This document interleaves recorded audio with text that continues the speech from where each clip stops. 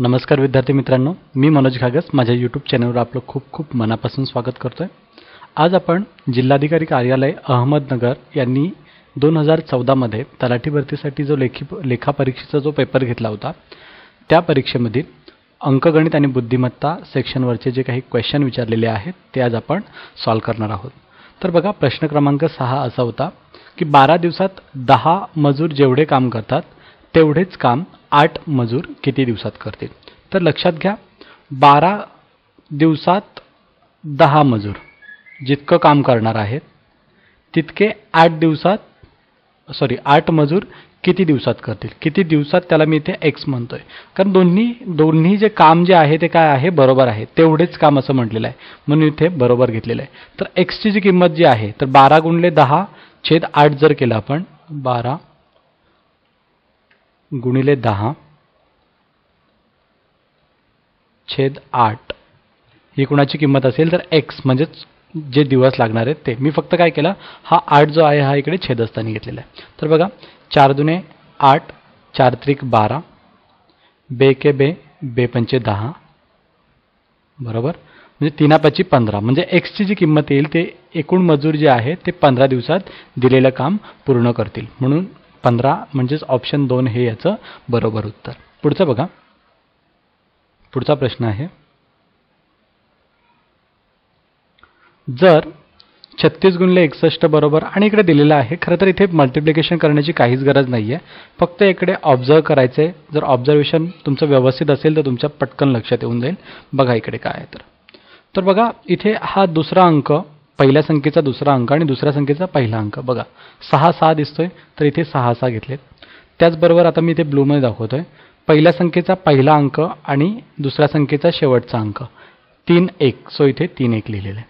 त्याचप्रमाणे जर आपण पाहिलं तर इकडे 3 4 म्हणून इथे 3 4 घेतलं आहे, आणि इकडे जर पाहिलं तर 4 0 म्हणून इथे 4 0 घेतलेलं आहे। सेम त्याचप्रमाणे म्हणजे तुमच्या इथे लक्षात आलेच असेल की कशा पद्धतीने, तर 9 8 म्हणून इथे 9 8 घेतलं, आणि ते 6 3 म्हणून इथे 6 3। तर त्याचप्रमाणे बघा इथे काय पाहिजे, तर इथे 7 9 हे पहिला अंक पाहिजे, तर 7 9 इकडे आपल्याला दिसतो, डायरेक्ट ऑप्शन 2 म्हटलं तरी चालेल, कारण दुसरीकडे 7 9 कुठेच नाही आहे, आणि नंतरचा जो अंक आहे तो 2 6 2 6 पण इथे आहेच।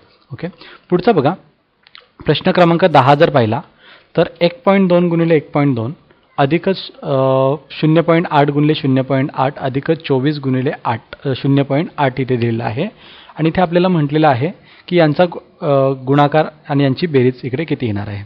तर मी आधी काय करतोय, मी ते 12 गुणिले 12 म्हणजे पॉईंट जो आहे त्याला मी इथे कन्सिडर करत नाही आहे। सो बघा, 12 गुणिले 12 जर केले तर मला इथे 144 भेटतील बरोबर। इकडे अधिक 8 गुणिले 8 8चा वर्ग काय असतो 64, इथे 64 भेटून जाईल, अधिक 24 गुणिले 8 24 8 192 बरोबर, सो इथे मी 192 लिहिले। आता बघा, प्रत्येकामध्ये जो दशांश चिन्ह जो आहे तो एकक स्थानापासून 1 स्थानानंतर आहे, म्हणजेच प्रत्येक संख्येमध्ये एकक स्थानापासून 2 संख्येनंतर काय असेल, दशांश चिन्ह असेल, म्हणून इथे पण 2 स्थानानंतर दशांश चिन्ह, इथे पण 2 स्थानानंतर दशांश चिन्ह। तर आता सगळ्यांची आपल्याला बेरीज करायची आहे, तर बघा 1 आणि इकडे 1 2 झाले बरोबर। इथे समजा केले 4 4 8 8 आणि 2 10 0, हातच्या आला 1, 9 1 10 10 आणि 6 16 16 आणि 4 20 20 0, हातच्या आले 2 2 3 4, सो 4.00 म्हणजेच किती, तर 4 हे दिलेल्या प्रश्नाचं इकडे उत्तर येऊन जाते। ही जर बेरीज आहे तुम्ही असं इकडे लाईनमध्ये मांडून सुद्धा करू शकता, मी डायरेक्ट आडवीच अशी केलेली आहे। ओके, त्यानंतर पुढचं बघा, 16वा प्रश्न आहे, जर बॅड हा शब्द सांकेतिक भाषेत 5 4 7 लिहिला तर नॅशनल या शब्दासाठी सांकेतिक पर्याय कोणता। आता इथे लक्षात घ्या, इथे काय केलं जातं की बॅड साठी इथे 5, बी साठी इथे 5 वापरलंय, ए साठी 4 वापरलंय, तर बघा ए नंतर बी येतं तर इथे 4 नंतर 5 केलंय, आणि सी डी नंतर बी नंतर दुसऱ्या स्थानावर काय येतंय, डी येतंय इथे 7। तर एक पटकन लक्षात येऊन जात आहे की इथे काय केलेलं आहे की ए ची पोझिशन 1 असते बरोबर, पहिला अल्फाबेट हा 1 असतो, त्यामध्ये अधिक 3 केलेत, 1 अधिक 3 किती झाले तर 4। बी ची पोझिशन असते आपली दुसऱ्यामध्ये त्याच्यामध्ये पण 3 मिळवले तर किती झाले 2 आणि 3 5, आणि डी ची पोझिशन असते ती 4, आणि त्याच्यामध्ये 3 मिळवले ते 7. म्हणजेच काय केलं आहे, अल्फाबेटमध्ये प्रत्येकामध्ये +3 इथे गेलेलं आहे. आता लक्षात घ्या, इकडे जर पाहिलं आपण तर बघा पहिला अंक प्रत्येकामध्ये 17 17 17 17 इथे प्रत्येकामध्ये आहे n n. सो हे बघण्याची गरज नाही आहे. आपल्याला फक्त काय करायचं असतं, वेळ खूप कमी असतो, त्यामुळे फक्त इथे आता बघा 4 4 इथे दिसतात, हे पण परत आपल्याला बघण्याची गरज नाही कारण तिथे आपला वेळ जातोय. आता इथे बघा हा जो आहे ते 18 18 दाखवतोय. सो मी इथे चेक करतोय ओ जे आहे, ओची पोझिशन किती असते, ओ म्हणजे आपला इथे पहिलं 15वं, 15मध्ये जर 3 मिळवले तर किती होतात 18. मग इथे सगळीकडे 18 18 आहेत. सो हे जे दिसतंय पहिलं हे चुकीचं, कारण इथे 19 इथे म्हटलेलं आहे. आता बघा या तिघांमध्ये जर पाहिलं तर इथे 23 दिसतंय, इकडे दोघांमध्ये 22 22 दिसतंय. सो मी तिसरं जे पद आहे ते चेक करतोय. सो बघा इथे टी दिसतंय. सो टीची जर पोझिशन आपण पाहिली तर ती कितवी असते, 20वी. सो 20मध्ये 3 मिळवले तर किती 23, इथे 23 हवेत. सो 22 22 हे इथले दोन्ही पण चुकीचे. सो 23 हे इथलं बरोबर, म्हणून ऑप्शन क्रमांक 3 जो आहे तो इथला बरोबर उत्तर आहे. 18वा बघा, महेश घराकडे तोंड करून उभा होता, त्याच्या उजव्या बाजूला उत्तर दिशा होती. आता बघा इथे लक्षात घ्या, पूर्व पश्चिम उत्तर दक्षिण, म्हणजेच इथे पूर्व पश्चिम, इकडे उत्तर आणि इकडे दक्षिण. आता महेशची पोझिशन आहे ती इथे आहे समजा, बरोबर. इथे बघा रेडमध्ये दाखवतोय, इथे महेश उभा आहे. आता घराकडे तोंड करून उभा आहे आणि त्याच्या उजव्या बाजूला उत्तर दिशा आहे, म्हणजेच घर जे आहे ते इथे असणार पश्चिम दिशेला. इथे त्याचं घर आणि त्याची उजवी बाजू म्हणजेच ही उत्तर दिशा, बरोबर. आता काय केलं आहे, तो 3 काटकोनात डावीकडे वळला. आता इथे लक्षात घ्या, तो 3 काटकोनात डावीकडे वळला. इथे जर आपल्याला सांगितलं नाही की घड्याळाच्या दिशेने किंवा घड्याळाच्या काट्याच्या विरुद्ध दिशेने, तर आपण काय करायचं, घड्याळाच्या काट्याच्या विरुद्ध दिशेने जायचं. म्हणजे तो इकडे बघतोय. आता तो 3 काटकोन म्हणजे हा एक काटकोन, दुसरा हा एक काटकोन आणि तिसरा एक काटकोन हा, म्हणजेच तो आता इथे उभा आहे, म्हणजे उत्तर दिशेला इथे उभा आहे. तर आता तो घराच्या कोणत्या बाजूला आहे. आता घराची पोझिशन कुठली, ही. घराची जर पाहिली, घराचं फ्रंट जो आहे तो असा असणार आहे. सो घराची उजवी बाजू ही असणार आहे आणि डावी बाजू ही असणार आहे. आणि तो कुठे आहे, इथे उत्तर दिशेला म्हणजेच डाव्या बाजूला. सो ऑप्शन क्रमांक 1 हे याचं उत्तर आहे. त्यानंतर बघा 19वा प्रश्न आहे, 5 अंकी मोठ्यात मोठी सम, 5 अंकी मोठ्यात मोठी सम व 4 अंकी लहानात लहान विषम संख्यातील फरकातील सर्व अंकांची बेरीज पुढीलपैकी कोणती. तर बघा 5 अंकी मोठ्यात मोठी संख्या जर असेल तर ती कुठली असेल, इकडे असेल 99,999 ही 5 अंकी सर्वात मोठी संख्या असेल. पण इथे काय विचारलंय, सम, म्हणजे त्यानंतरची 99,998 ही काय असणार आहे, 5 अंकी मोठ्यात मोठी सम. 5 अंकी मोठ्यात मोठी संख्या कुठली येणार आहे, 99,998, बरोबर. त्यानंतर विचारलंय 4 अंकी लहानात लहान, 4 अंकी लहानात लहान कुठली संख्या असणार आहे, तर 1000 ही जी आहे लहानात लहान संख्या असणार आहे. पण इथे आपल्याला म्हटलेलं आहे विषम संख्या, मग 1000 ही विषम संख्या आहे, म्हणजे त्याच्यानंतरची 1001, बरोबर, ही विषम संख्या. यांच्यातील फरकातील सर्व अंकांची बेरीज पुढीलपैकी कोणती. तर यातला आपण फरक काढला तर बघा 8तून 1 गेला, इथे राहिले 7. त्यानंतर 9तून 0 गेले 9, 9तून 0 गेले 9, 9तून 1 गेला, इथे राहिले 8 आणि इथे 9तून काही जाणार नाही, म्हणजे इथे राहणार 9, बरोबर. म्हणजे 98,997 याचं उत्तर भेटतंय. आता इथे म्हटलं अंकांची बेरीज पुढीलपैकी कोणती. तर बघा 9 एके 9, 9 दुने 18, 9 त्रिक 27, 27 अधिक 15 जर केले तर आपल्याला किती भेटतील, 42. सो 42 हे दिलेल्या प्रश्नाचं उत्तर असणार आहे. पुढचा बघा 20वा प्रश्न विचारलेला आहे, दशादशे म्हणजे दर साल दर शेकडा किती दराने 1500 रुपयांची 3 वर्षात 1860 रुपये रास होईल. आता आपल्याला जर सरळ व्याजचं जर सूत्र माहिती असेल, म्हणजेच काय म गुणिले द गुणिले क किंवा कदम गुणिले 100 आपण करतोय. तर इथे आपल्याला काय विचारलंय, रास जर विचारलेला आहे तर इथे आपण काय करणार, दर बरोबर 100 गुणिले जो काही व्याज भेटलेला आहे तो सरळ व्याज, बरोबर, सरळ व्याज छेद मुद्दल गुणिले म्हणजेच म गुणिले क, मुद्दल गुणिले क, क म्हणजेच कालावधी. या सूत्राने आपण सॉल्व्ह करणार आहोत. तर बघा 100 गुणिले सरळ व्याज बघा, आपला मुद्दल काय होती 1500 आणि याच्यावर किती भेटले तर 1860. म्हणजेच इथे जो हे भेटणार आपला सरळ व्याज जो आहे तो किती आहे तर 360 इतका आपला व्याज आहे. 360 छेद मुद्दल जे आहे ते किती आहे 1500. बरोबर. आणि इथे कालावधी जर पाहिला तर 3 वर्ष म्हणून इथे 3. तर बघा 3ने समजा इथे भाग दिला. सो इथे किती भेटेल 3 1 3, 3 2 6, इथे राहणार 120. बरोबर. 120 इथे उत्तर राहणार आहे.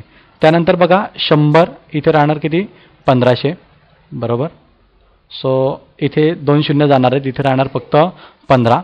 सो 15ला इकडे जर आपण भाग दिला तर बघा आपल्याला इथे किती भेटेल 15 1 15, 15 8 120. सो 8 हे दिलेल्या प्रश्नाचं उत्तर. 8 हे दिलेल्या प्रश्नाचं इकडे उत्तर असणार आहे. सो आपलं 8% हे दशादशे जे असणार आहे, जो दर असणार आहे तो किती असणार आहे 8%. त्यानंतर पुढचा बघा 26वा प्रश्न आहे. एक खरं तर अंक दिलेला आहे काहीतरी 7,58,237 सेंटीग्रॅम आणि त्याला आपल्याला हेक्टोग्रॅममध्ये कन्वर्ट करायचे. आता बघा मी इकडे मुद्दाम इथे लिहिलेला आहे, आधीच मी लिहून ठेवलं आहे. तर बघा सपोज आपलं किलोग्रॅम ही जर राशी घेतली तर तुमच्या लक्षात येईल की डेकाग्रॅम म्हणजेच 10 ग्रॅम हे डेकाग्रॅम असतं. हेक्टाग्रॅम म्हणजेच किती तर 100 ग्रॅम म्हणजेच हेक्टाग्रॅम. 1000 ग्रॅम म्हणजेच 1 किलोग्रॅम असणार आहे. त्यानंतर बघा 0.1 ग्रॅम म्हणजेच 1 डेसिग्रॅम आणि 0.01 ओके हे जर असेल ते काय असणार आहे सेंटीग्रॅम आणि 0.001 जे असणार आहे ते काय असणार आहे मिलीग्रॅम.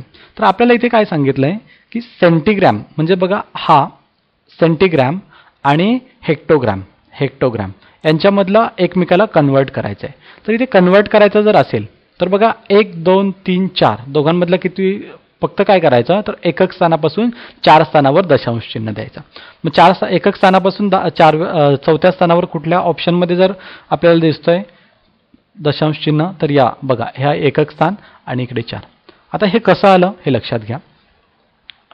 हा जो असतो ग्रॅम गुणिले 10⁻³ ग्रॅम गुणिले 10⁻², ग्रॅम गुणिले 10⁻⁻, म्हणजेच 10 ग्रॅम गुणिले म्हणजे इथे पहिला जर ग्रॅममध्ये आपण कन्वर्ट करतोय तर डेसिग्रॅम म्हणजे 10⁻1 म्हणजेच 0.1, सेंटीग्रॅम म्हणजेच 10⁻² आणि मिलीग्रॅम म्हणजेच 10⁻3.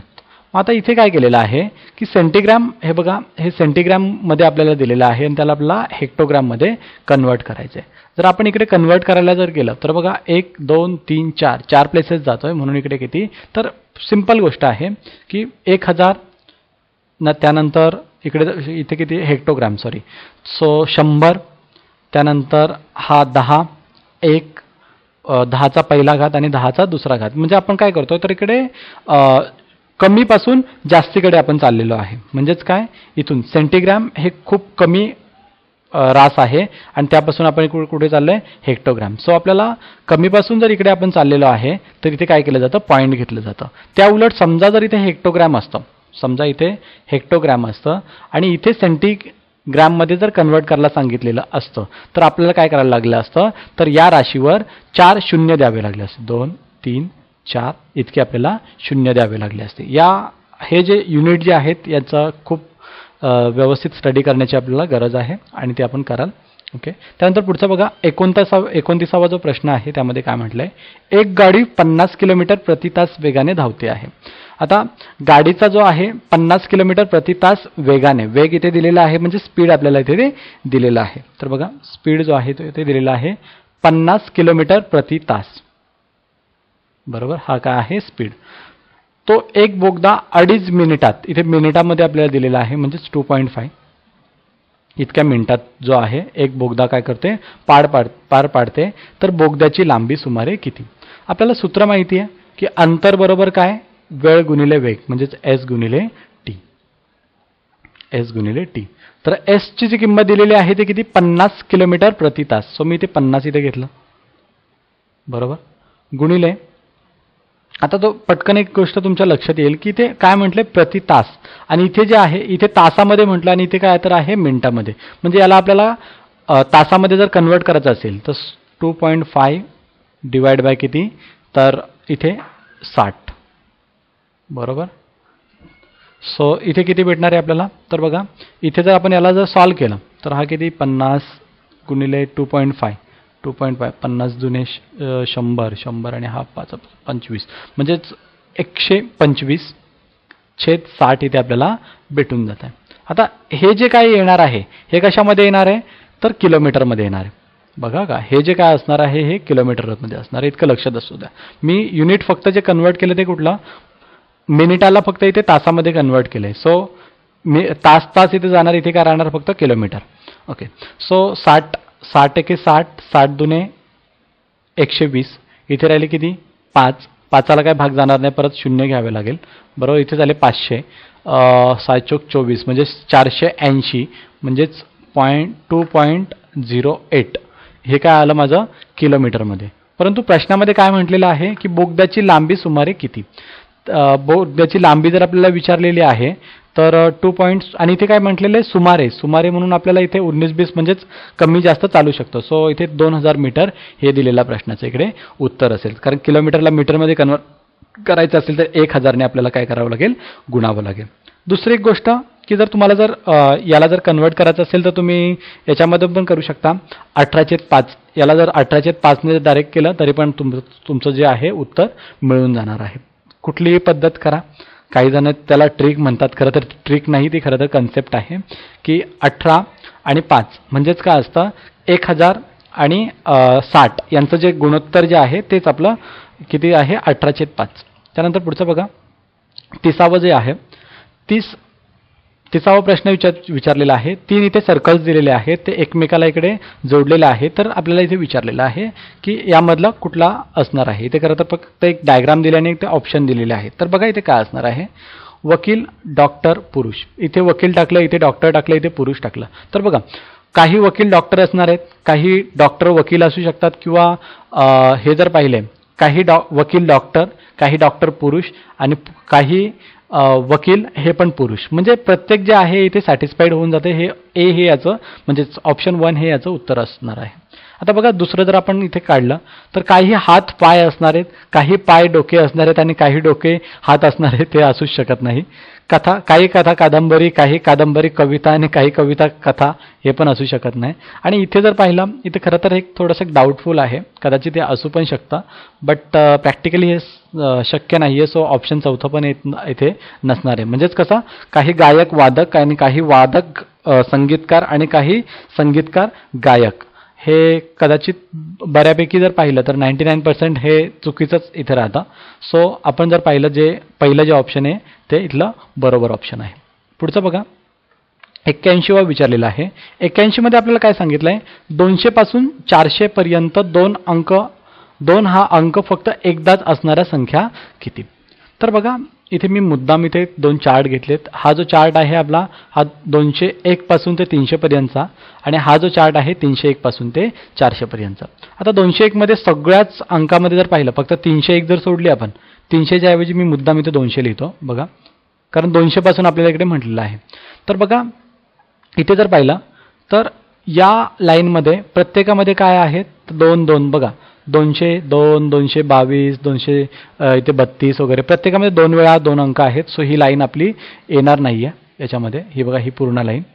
त्यानंतर बघितलं आपण तर इथे बघा 221 हा अंक, त्यानंतर इथपासून तर 229 पर्यंत आणि 220 इतके जे अंक आहेत तितके येणार नाहीत. आणि बाकीचे जे अंक आहेत म्हणजे 100च्या 100 का म्हटलं, कारण 300च्या ऐवजी मी मुद्दाम इथे 200 लिहिलेलं आहे, कारण 300 मध्ये 2 नसतं म्हणून मी 300च्या ऐवजी तिथे 200 लिहिलं. म्हणून 100 मधून या जर संख्या ज्या इथे मार्क केलेल्या संख्या ज्या आहेत त्या जर वजा केल्या तर आपला 200 ते 300 पर्यंतच्या ज्या संख्या ज्या आहेत, ज्या रिक्वायर्ड संख्या आहेत त्या आपल्याला मिळून जाणार आहेत. म्हणून इथे किती भेटतात तर बघा या संख्या म्हणजेच ह्या उभ्या 10 संख्या, आणि आडव्या जर पाहिल्या तर बघा 2, 4, 6, 7, 8, 9 म्हणजेच एकूण 19 अशा संख्या आहेत की ज्यांच्यामध्ये 2 आहे, त्या वजा केल्या तर आपल्याला एकूण इथे ज्या संख्या मिळतात त्या संख्या किती तर 81 ह्या 200 ते 300 पर्यंतच्या आपल्याला संख्या मिळून जातात. पुढचं बघा, पुढचं आपण 301 पासून ते 400 पर्यंत पाहिलं तर बघा इथे आता इथे याच्या उलट आहे. इथे आपल्याला फक्त काय करायचं आहे की ज्या संख्यांमध्ये 2 हा अंक आहे तो आपल्याला काउंट करायचा आहे. तर इथे फक्त ही जी संख्या आहे बघा 322, कारण इथे 2 वेळा 2 आहे, सो ही संख्या इथे येणार नाही. मग इथे बघा ह्या 2 संख्या 302 312 पासून ते 392 पर्यंत, म्हणून ह्या 9 संख्या, ही एक संख्या, ह्या एकूण किती 8 संख्या बरोबर, आणि ही एक संख्या बरोबर. म्हणजेच एकूण संख्या की 2 4 6 7 8 9, ह्या 9 आणि ह्या 9 म्हणजेच किती, ह्या 18. म्हणजेच 81 अधिक 18 जर केल्या, 81 अधिक 18 म्हणजेच किती होणार 99. 81 अधिक 18 बघा 99. एकूण 200 ते 300 पर्यंतच्या अशा संख्या आहेत की ज्यांच्यामध्ये 2 हा अंक 2 वेळा नाही आहे. ओके, फक्त एकदाच आहे. ओके, सो इथे जे आहे ऑप्शन क्रमांक 2 हे याचं उत्तर असेल. पुढचं बघा, पुढचं विचारलेलं आहे खालील संख्या मालिकेत प्रश्नचिन्हाच्या ठिकाणी कोणती संख्या येईल. आता हे इतकं सोपं आणि खूप इंटरेस्टिंग आहे. तर बघा 3ला समजा मी लिहिलं 3/1 असं लिहिलं बरोबर. आता हा 4/3 त्यांनी कसा लिहिलेला आहे, अंश आणि छेदाचा गुणाकार, म्हणजे 3 गुणिले 1 छेदस्थानी, आणि अंशामध्ये काय केलंय 3 अधिक 1, 3 अधिक 1 म्हणजेच किती 4/3, 4/3. त्यानंतर पुढचं बघा 4/3 समजा घेतलं तर 4 आणि 3ची जर बेरीज केली, 4 आणि 3 किती होतात 7, आणि 4 आणि 3चा जर गुणाकार केला तर तो किती होतील 12. त्याचप्रमाणे बघितलं तर आता इकडे जी रिक्वायर्ड जी संख्या आहे तर ती कशी येणार आहे आपली, तर बघा 12 7 12 आणि 7 यांची जर हे केली बेरीज जर केली तर किती होणार आहे ती 19 बरोबर, आणि 12 7 84 ही याचं उत्तर असणार आहे. आपल्याला पाहिजे असेल तर आपण हे करून बघू शकतो. 19/84 बघा, 19/84 समजा आपण घेतलं, मी इथे कॅल्क्युलेटर यूज करतो कारण उगीच वेळ नको जायला. तर बघा 19 अधिक 84 केला, 19 अधिक 84 केला तर आपल्याला इथे 103 बरोबर भेटते, आणि छेदस्थानी जे आहे बरोबर ते किती पाहिजे तर 1596, म्हणजेच काय 19 गुणिले 84 जर केलं दोघांचा बघा 1596 इथे मिळून जाते. सो इथे जे आहे हे आपलं तिसरं जे आहे याचं बरोबर उत्तर आहे. त्यानंतर पुढचा बघा 83 विचारलेला आहे, नितीन त्याच्या बहिणीपेक्षा 730 दिवसांनी मोठा आहे. कोण मोठा आहे, नितीन. आता बहिणीचा जन्म आपल्याला दिलेला आहे बघा का कसं असतं, मी इथे एक उदाहरण घेतो. एक समजा नितीन जो आहे तो 2004ला समजा जन्मला आहे बरोबर, मग बहीण जी असेल ती कितीला 2006ला जन्मली असणार, कारण का नितीन जो आहे तो काय आहे ते मोठा आहे. मग आता इथे बहिणीचं जे आहे, बहिणी कुठल्या तारखेला जन्मले ते आपल्याला सांगितलेलं आहे, म्हणजे आपल्याला इकडे उलट म्हणजेच कमी करायचं आहे, म्हणजेच उलट आपण जातोय, मागे जातोय, हे लक्षात घ्या. बहिणीचा जन्म जो आहे तो शनिवारी झाला आणि नितीनचा जन्म कोणत्या वारी झाला. आता दोघांमधले जर डिफरन्स जर बघितला तो कितीचा आहे 730 दिवसाचा आहे. आपल्याला काय करायचं आहे 7च्या पटीत काढायचं आहे. तर बघा 7ने जर 730ला जर भागलं तर आपल्याला किती भेटेल 7 एके 7 आणि 7 चौक 28, म्हणजेच आपल्याला 2 ही बाकी भेटते. उत्तराशी देणं घेणं नाही आहे, आपल्याला जी बाकी भेटते त्याच्याशी देणं घेणं आहे. बघा 2 ही बाकी भेटली म्हणजे आपण इकडे उलट जातोय, 2006 पासून ते 2004 पर्यंत जातोय बरोबर.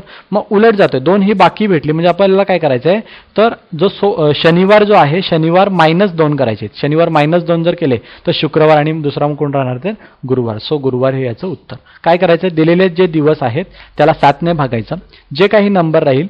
आता हेच जर उलट असतं की नितीन त्याच्या बहिणीपेक्षा 730 दिवसांनी लहान आहे असं असतं तर आपण काय केलं असतं शनिवार अधिक 2 दिवस, शनिवार रविवार सोमवार, मग सोमवार हे त्याचं उत्तर असतं. हे काय आहे तर दिवसांनी मोठा आहे म्हणून आपण इकडे मागे गेलेलो आहे, हे लक्षात असू द्या.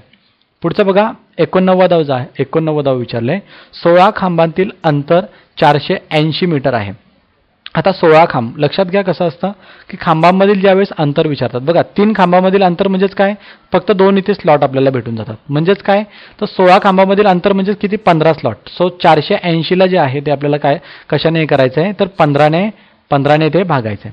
तर बरोबर, तर इथे बघा 15ने जर आपण इथे भागलं तर इथे काय येणार आहे 15ने जर भागलं 15 एके 15, 15 दुने 30, 15 त्रिक 45, इथे उरले 3, 15 दुने 30, सो 32 एका स्लॉटमधला, म्हणजेच हे दोन खांबामधलं जे अंतर जे असणार आहे ते कितीचं असणार आहे, 32चं. त्या आता इथे विचारलेलं आहे 5व्या आणि 9व्या खांबामधील अंतर किती.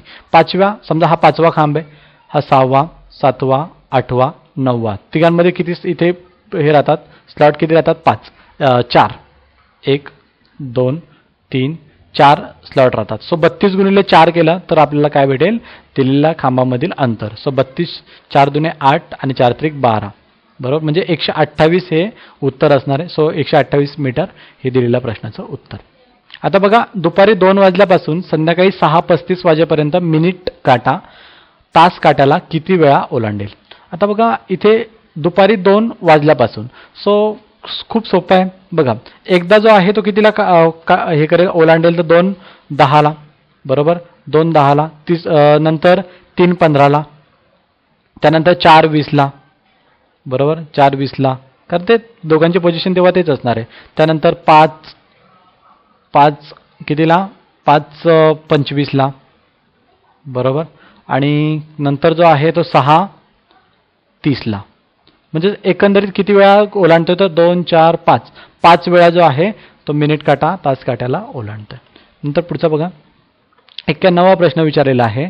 91वा प्रश्न काय सांगतोय, एका सांकेतिक भाषेत 573चा अर्थ काय आहे, ब्रिंग कोल्ड वॉटर. आता याच्यामध्ये इकडे तिकडे असू शकतात की ब्रिंगचा जो आहे तो 5 असेल, 7 असेल किंवा 3 काही असेल. बघा, 342चा अर्थ वॉटर इज गुड, आणि इकडे ब्रिंगचा जो ब्राईट गुड बॉय, याच्यासाठी 126 असा संकेत वापरला आहे. तर बॉय इज ब्राईट, मी इथं डायरेक्ट तुम्हाला सांगतोय अशा प्रकारचा प्रश्न आला तर बघा मी काय सांगतोय की ब्रिंग कोल्ड वॉटर, आणि जो विचारलेला आहे बॉय इज ब्राईट, याच्यामध्ये एकही शब्द सामायिक नाही आहे, बरोबर. तर मी याला कसं सॉल्व्ह केलं असतं की ब्रिंग कोल्ड वॉटरसाठी काय 573, सो 5 7 3 ज्या ऑप्शनमध्ये आहे तो ऑप्शन नसणार आहे. तर बघा इथे 7 आहे, सो हा ऑप्शन नसेल, इथे पण 7 आहे, हा ऑप्शन नसेल, इथे पण 7 आहे, हा ऑप्शन नसेल, डायरेक्ट हा ऑप्शन लिहिलं तरी तुम्ही करू शकता. उलट अर्थ तुम्ही आणखी अशा पद्धतीने पण करू शकता. बघा, असं करू शकता की इथे वॉटर इज गुड, या बघा वॉटर इज गुड, आणि इथे म्हटलेलं आहे ब्राईट, इथे काय गुड बॉय, तर याच्यामध्ये गुड गुड शब्द जो आहे तो सारखाच आहे. तर बघा इथे 342 आणि इथे काय विचारलेलं आहे 126, सो 2 हा जो अंक जो आहे तो गुडसाठी असणार आहे, बरोबर आहे. 2 हा अंक गुडसाठी असणार आहे. आणि इथे हा जर इथे मग ब्राईट किंवा बॉय हा शब्द कोणासाठी असेल, 1 किंवा 6 साठी असेल. ब्राईट किंवा बॉय हा शब्द 1 किंवा 6 साठी असेल. तर त्यानंतर जर बघितला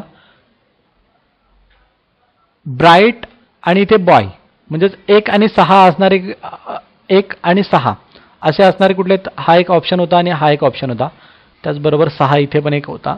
आणि त्यानंतर इज, बघा वॉटर इज गुड, वॉटरसाठी इथे काय, समजा इथे 3 वापरलेलं आहे, कारण इथे आपल्याला बघा 3 आणि 3 इथे सारखं दिसतंय. 4 तर आपण आता इथे सांगितलं, 2 जो आहे तो आपण आताच सांगितला बॉयसाठी, म्हणजे 4 जो आहे तो इजसाठी असणार आहे. सो 4 इथे इज इथे आहे, सो 4, सो 4 इथे फक्त मला 6 आणि 4 एकाच ठिकाणी दिसतात. सो ऑप्शन 3 हे याचं उत्तर. किंवा मी पहिली जे सांगितलं तसं केलं तर एकदम अतिउत्तम, आणि जर तसं होत नसेल तर अशा पद्धतीने केलं तरी चालेल. त्यानंतर बघा शेवटचा प्रश्न आहे, AEIM बरोबर जर OSWA असेल तर CGKO बरोबर किती. आता मी अल्फाबेटिकल ऑर्डर जर बघितली तर ए जी आहे, ए कितवं असतं, पहिलं पद असतं, बरोबर. ए जे असतं ते कितवं असतं, पहिलं असतं. त्यानंतर ई जर पाहिलं, ई जे असतं ते 5वं असतं. त्यानंतर आय जे आहे ते 9वं, आणि एम जे आहे ते कितवं, 13वं. जर ओ जर आहे, ओची जर अल्फाबेटिकल ऑर्डर जर बघितलं तर ओ असतो 15वा, एस कितवा असतो तर 19वा, डब्ल्यू 23वा, आणि ए जो आहे तो पहिला. आता दोघांमधला डिफरन्स बघितला, हा पहिला 15 आहे, बरोबर. दोघांमधला डिफरन्स बघितला, पहिला याचं पहिलं पद आणि याचं पहिलं पद, तर 14चा डिफरन्स भेटतोय. नंतर 19 आणि 5 याच्यामध्ये पण 14चा डिफरन्स, 23 आणि 9 याच्यामध्ये पण 14चा डिफरन्स, 13 13 26 आणि 1 म्हणजे याच्यामध्ये पण किती, 14चा डिफरन्स. म्हणजे प्रत्येक पदामध्ये जो आहे तो अंतर जे आहे ते स्थिर आहे. म्हणजे प्रत्येक ए नंतर 14वं पद, ई नंतर 14वे पद, आय नंतर 14वे पद, एम नंतर 14वे पद हे दिले अशा पद्धतीने. सो सी नंतर जर 14वे पद पाहिलं, सी कितवा तिसरा आहे, सी नंतर 14वे पद बघितलं तर ते किती 17वे पद येणार. 17वे पद कोण असतं क्यू. सो ए हे म्हणजे क्यू यू वाय सी हे दिलेल्या प्रश्नाचं उत्तर. ओके, सो तुम्ही हे बाकीचं चेक करू शकता. ओके, होमवर्क म्हणून की हे 14वे पद आहेत किंवा नाही आहेत याचे ते तुम्ही चेक करून बघा. जर काय डाऊट्स असतील तर विचारा. चॅनल सबस्क्राईब करा आणि तुम्ही दिलेल्या प्रतिसादाबद्दल आणि तुम्ही करत असलेल्या कमेंट लाईकबद्दल खूप खूप धन्यवाद. आणि खरंच जर काही डाऊट्स असतील तर मनापासून विचारा. मी जे काही मला सॉल्व करता येतील ते निश्चित सॉल्व करेन. धन्यवाद.